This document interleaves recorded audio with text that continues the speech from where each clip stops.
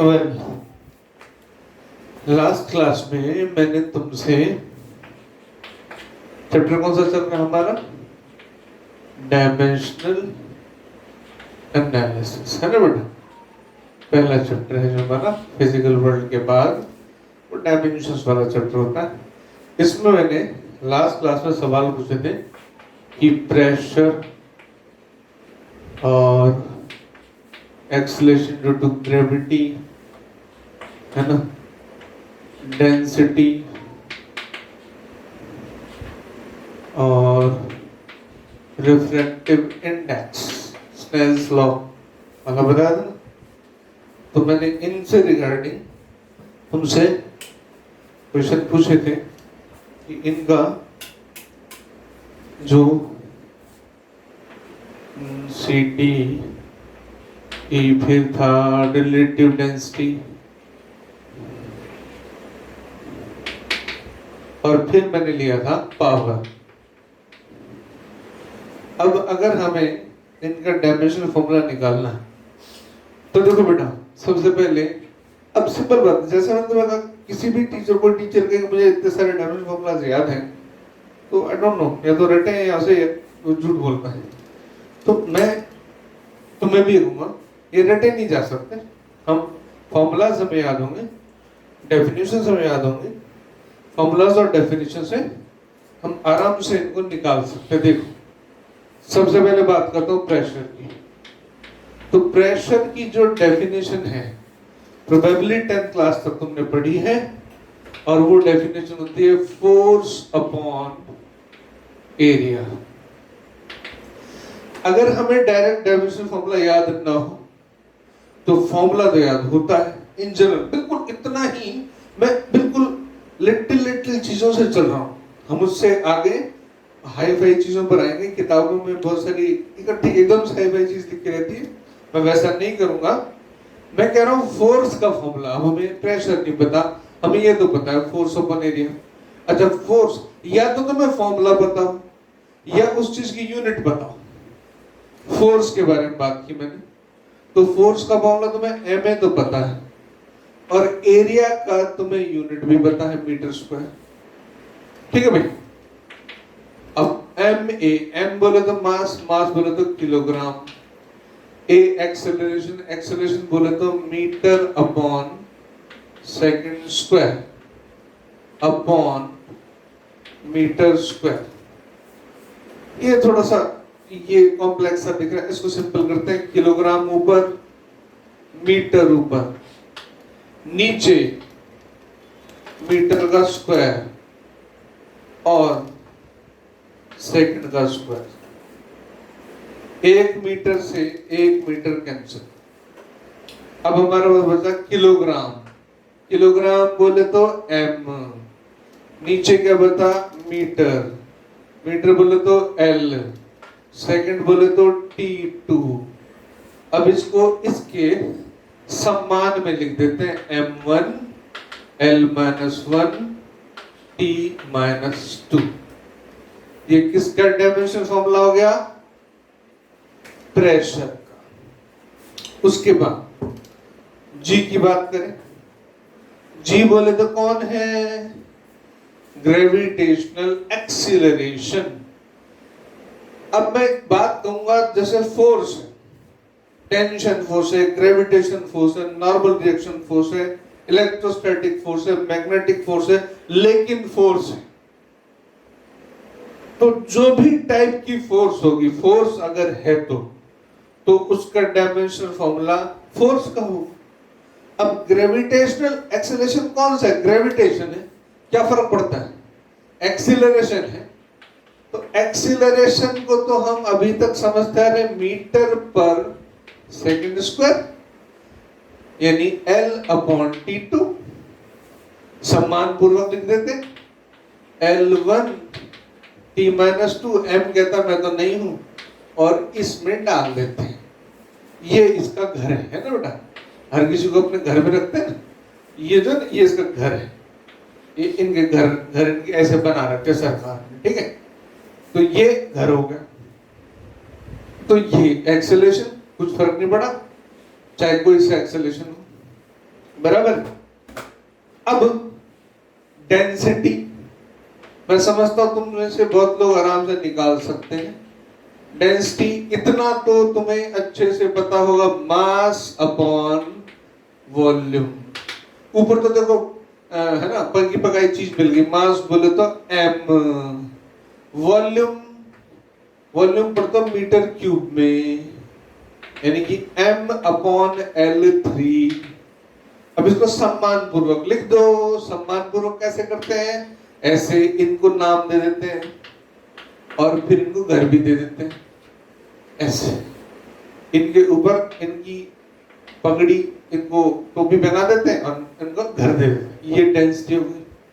फिर मैंने एक वर्ड लिया था रिलेटिव डेंसिटी, ये मैंने जान के लिया था ताकि तुम्हें एक बात मैं समझा सकूं। पूरी फिजिक्स में जहां कहीं भी रिलेटिव टर्म आएगी उसमें एक खास बात होगी। रिलेटिव डेंसिटी तुम समझ सकते हो। रिलेटिव डेंसिटी का मतलब ये है, मैं तुम्हें एक छोटा सा एग्जांपल लेता हूं, उससे समझाऊंगा। जैसे तुमने पढ़ा होगा शायद मरकरी की डेंसिटी 13.6 रिलेटिव होती है। अगर नहीं पढ़ा तो समझो, मैं इसको ऐसे समझाता हूं। जो वाटर होता है, वाटर की डेंसिटी होती है 1000 किलोग्राम पर मीटर क्यूब। इसका मतलब 1 मीटर क्यूब का कंटेनर लोगे, वो एक कंटेनर का वॉल्यूम है 1 मीटर क्यूब, तो उसके अंदर कितना पानी आएगा? 1000। तो वाटर की डेंसिटी 1000 किलोग्राम पर मीटर क्यूब हो।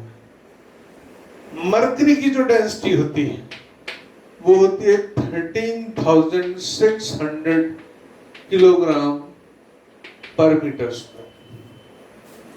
अब मैं ये कहूं एक्चुअली डेंसिटी का मतलब क्या है, अब ऐसा समझे, कोई जैसे तुम अच्छे से समझ सकते हो, लाइक शहद है, बहुत थिक होती है, और पेट्रोल आराम से थिन होता है, ऑयल थोड़ा थिक होता है। तो थिकनेस लिक्विड के केस में जो डेंसिटी का मतलब है वो थिकनेस। हालांकि गैस और मटेरियल सॉलिड की भी डेंसिटी होती है, लेकिन अभी मैं लिक्विड के केस में सीधा समझा देता हूं कि इस डेंसिटी का मतलब है थिकनेस। तो हमें इतना तो मालूम है, मरकरी शायद तुमने कभी देखा हो, हाथ में ले सकते हैं उसको, लिक्विड होता है तो मेटल। तो अगर मैं ये तुमसे पूछूं कि मरकरी वाटर के मुकाबले कितना थिक है, कितना डेंस है, थिकनेस का मतलब डेंस है, तो तुम यही कहोगे कि thickness of mercury upon thickness of water. भाई किसी के मुकाबले तुम कैसे निकालोगे?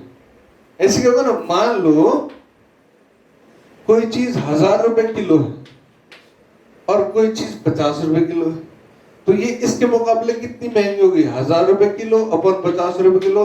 भाई हम कहेंगे 20 गुना ज्यादा महंगी है, 20 टाइम ज्यादा महंगी है। सिंपल तरीका। कंपैरिजन कैसे करोगे? डिवाइड करके करोगे ना। कंपैरिजन का मतलब ये होता है। अब यह थिकनेस ऑफ मरकरी है 13,600 किलोग्राम पर मीटर क्यूब, और वाटर की थिकनेस है, मतलब डेंसिटी है ना, 1000 किलोग्राम मीटर क्यूब। ये इससे कैंसल। देखो मजे की बात, यूनिट खत्म, यूनिट है ही नहीं इसका। इंटरेस्टिंग बात यही मुझे तुम्हें बताना था। 2 जीरो से 2 जीरो कोटी 1 जीरो से आ गया 13.6, बस नो यूनिट, यहां नो यूनिट। इंटरेस्टिंग।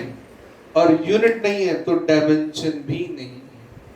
जो भी क्वांटिटीज होती हैं रिलेटिव होती हैं, उनकी कोई डायमेंशन नहीं होती। जो क्वांटिटीज किसी दूसरी क्वांटिटी के कंपैरिजन में डिफाइन होती है, उसकी खुद की कोई डायमेंशन या उसकी कोई खुद की यूनिट नहीं होती। वही बात रिलेटिव डेंसिटी की है कि रिलेटिव डेंसिटी का डायमेंशन फॉर्मूला पूछा जाए, इसका घर पूछा जाए, तो घर में 3 लोग हैं लेकिन तीनों खाली हैं, नौकरी नहीं है। फिर मैंने कहा था तुमसे स्नेल्स लॉ में रिफ्रैक्टिव इंडेक्स म्यू, उसको तुम लिखते हो sine i upon sine r, है ना। अब मैं थोड़ी सी अलग चर्चा कर लेता हूं, हालांकि एंगल के बारे में अलग से बताऊंगा। देखो बेटा, साइन क्या होता है? ये एंगल आई है, ये परपेंडिकुलर, ये बेस, ये हाइपोटेनस। तो साइन आई होता है परपेंडिकुलर ओवर हाइपोटेनस। परपेंडिकुलर किस में नापोगे? मीटर में या सेंटीमीटर में या फीट में, जो भी लेंथ में नापोगे ना। मतलब ऊपर क्या है? लेंथ। नीचे क्या है? लेंथ। खत्म कहानी।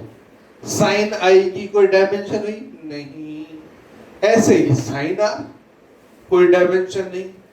तो म्यू की डायमेंशन पूछे तो घर कैसा? खाली। लेकिन नाम दे रखा है इसको, डायमेंशन नहीं है लेकिन नाम हो सकता है, यूनिट भी नहीं है लेकिन नाम है। गेटिंग? इस तरह से हम धीरे धीरे एंटर करते चलेंगे बिल्कुल एलिमेंट्री चीजों में जो तुमने पढ़ा हुआ है, ठीक है।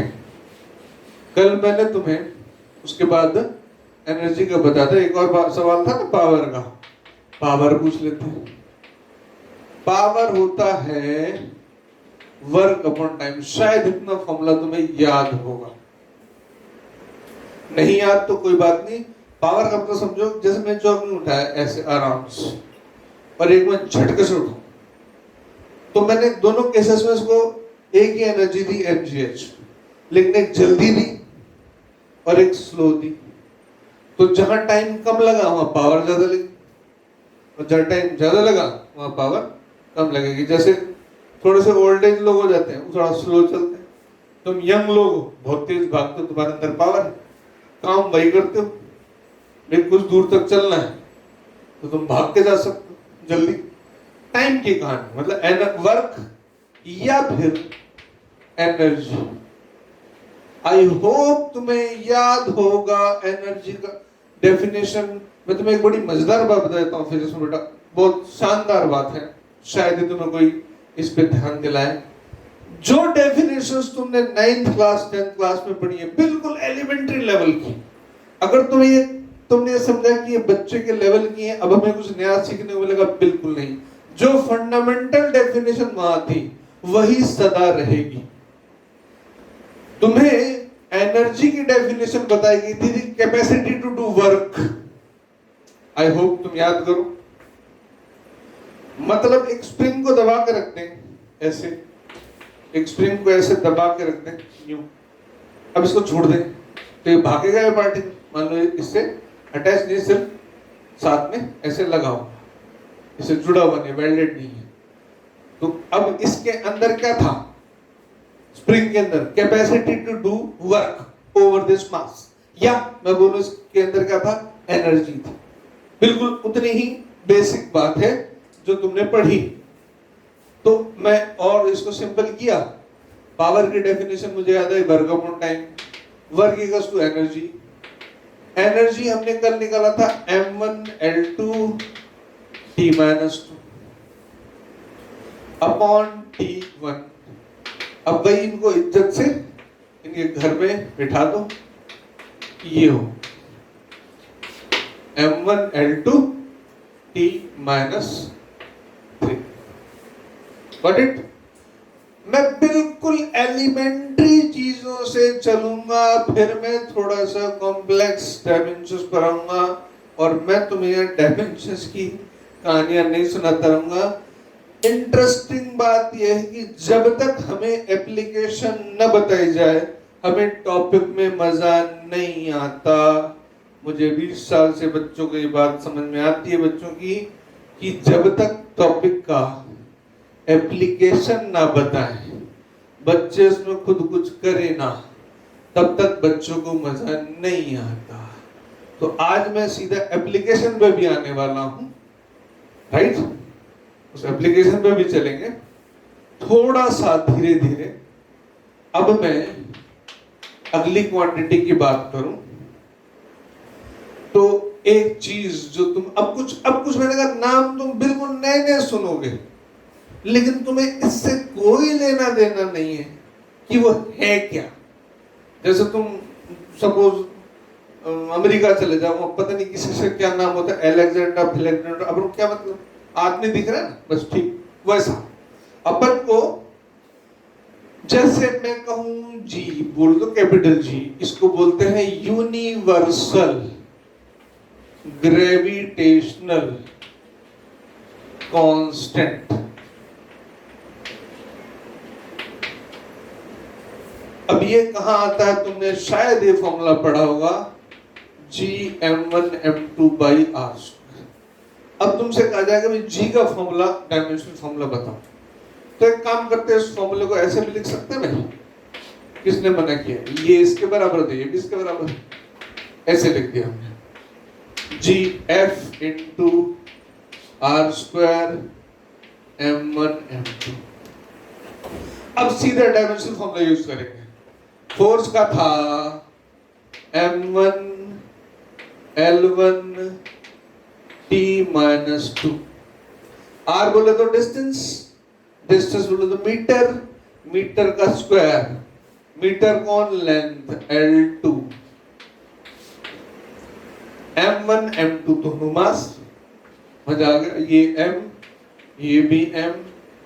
अब कुल मिलाकर के ये जी भाई साहब जो हैं, इनकी कहानी कैसे होगी, ये तो इससे कैंसल, ये ऊपर m जाएगा तो माइनस का हो जाएगा, इज्जत बिगाड़ देगा। L3 है ना भाई, T के पास -2 है और ये इनको कर देंगे, खत्म। फॉर्मूला याद आया, हमने उसको पकड़ा, पकड़ते पकड़ते हमने डायमेंशनल फॉर्मूला निकाल दिया। ये कुछ ऐसे हैं जो मैं तुम्हें बता रहा हूं, तुम आराम से बैठ बैठे टाइम पास ऐसे निकाल सकते, बिल्कुल ऐसे, एग्जैक्टली ऐसे, कुछ करना नहीं है, ज्यादा सोचना नहीं। अच्छा, एक तुम से कहा जाए एप्सिलॉन नॉट, मैंने कल नाम लिया था ना, एप्सिलॉन नॉट, ये कौन है भाई, तुमने पढ़ा था इलेक्ट्रोस्टैटिक्स में, K(Q1Q2)/r²।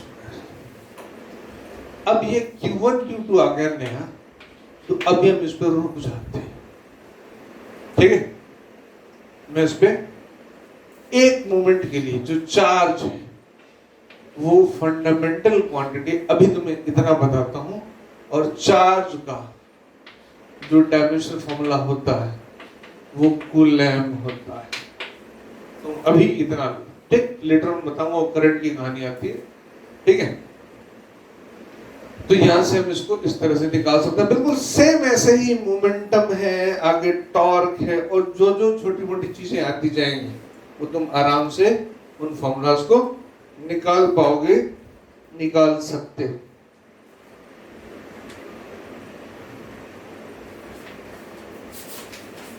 तो यहां अब कहे तुमसे कोई, मैं यहां से इसको डिफाइन कर देता हूं, बट ज्यादा अच्छा, एक क्वांटिटी देखो, एक फंडामेंटल क्वांटिटी अभी हमने कितनी मानी है, 3, मास, लेंथ और टाइम। लेकिन लेटर ऑन जब डेवलपमेंट हुआ तो 4 और क्वांटिटीज को ऐड किया, जिसमें मैंने तुम्हें कल एक का हिंट दे दिया था, टेम्परेचर। इसको K से लिखते हैं, K से क्यों लिखते हैं, कपिल शर्मा शो नहीं है, ये K जो है केल्विन है, ठीक है। फिर करंट, इसको एम्पियर से नापते हैं तो उसको A लिख देते हैं। अब करंट एक्चुअली क्या होता है, करंट होता है, कितना तुमने 10 तक पढ़ा है, चार्ज अपॉन टाइम, मतलब I = Q/T। तो Q हो गया IT, तो Q का डायमेंशनल फॉर्मूला हो गया IT, I कौन A, AT, तो Q का डायमेंशनल फॉर्मूला हो गया 80। अभी इतना ही, ठीक है। कितने हो गए? 3, तो 5, 2 और है। उन 2 पे जैसे अभी कोई एग्जांपल आएगा मैं इन पे चर्चा करूंगा। मतलब ये 3 हमें समझ में आते हैं ना भाई। हालांकि जैसे मैंने कहा था, स्टार्ट किया था कि ऐसी फंडामेंटल चीजें हर किसी को समझ में आती है, ये भी समझ में आती है। थोड़ा सा टेक्निकल हो जाए ना भी हो तो भी ये समझ में आती है। करंट भी आज के जमाने में सबको पता है, बस उसकी टेक्निकल वैल्यू नहीं पता होती। लेकिन मैंने कहा इसलिए थोड़ी सी डिफरेंट है, लेकिन ये तो बिल्कुल ऐसी है, लेमन हर किसी को समझ में आएगी। अब आगे चलते हैं, इसके की निकाल लेते हैं वैल्यू। मैं एक्चुअली स्किप करना चाह रहा था। F equals to K Q1 Q2 by R²। अच्छा, इसको ऐसे लिखते हैं, ये K छोटा वाला ध्यान देना, छोटा K लिख देता हूं। कौन सा K? छोटा चेतन, छोटा, ठीक है। ये छोटा K, छोटा K को लिखते हैं 1/4 पाई एप्सिलॉन नॉट। ये है एप्सिलॉन नॉट। ये ऐसे घुमाना, ये ई नहीं है बेटा, हाँ, ये एप्सिलॉन लिखा जाता है।